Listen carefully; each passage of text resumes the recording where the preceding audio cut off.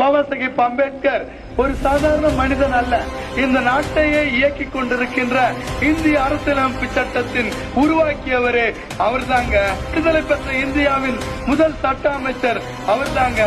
அதற்கு முன்னால் ஒரு சட்டத்துறையிலும் அனைத்து கல்வி நிலையங்களிலும் நன்றாக படித்து உலகின் 6 அறிஞர்களில் ஒருவர் என்ற பெருமையும் புகழும் பெற்ற அந்த உத்தம தலைவர், மாபெரும் பேரறிவாளர், இந்த நாட்டின் அரசியலமைப்பு சட்ட தந்தை பாபா சாஹேப் அம்பேத்கர் சொல்றாருங்க, நீ படி, போராடுன்னு.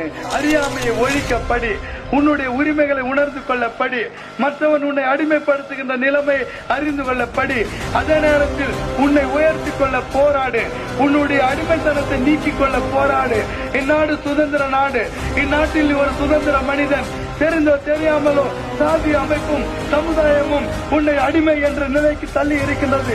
அதை மாற்றி அமைக்க வேண்டும் என்று சொன்னால் நீ போராடித்தான் தீர வேண்டும். இந்நாடு உன்னுடைய நாடு என்கின்ற காரணத்தினால், இந்நாட்டின் சொத்து உனக்கு சொந்தம் என்கின்ற காரணத்தினால், இந்நாட்டு மக்கள் உன்னுடைய சகோதரர்கள் என்ற காரணத்தினால், இந்நாட்டில் நடக்கின்ற மத கொடுமைகளுக்கு எதிர்த்து போராடு, இந்நாட்டில் இருக்கின்ற சாதி கொடுமைகளுக்கு எதிர்த்து போராடு, இந்நாட்டில் இருக்கின்ற அநியாயங்களை எதிர்த்து போராடு.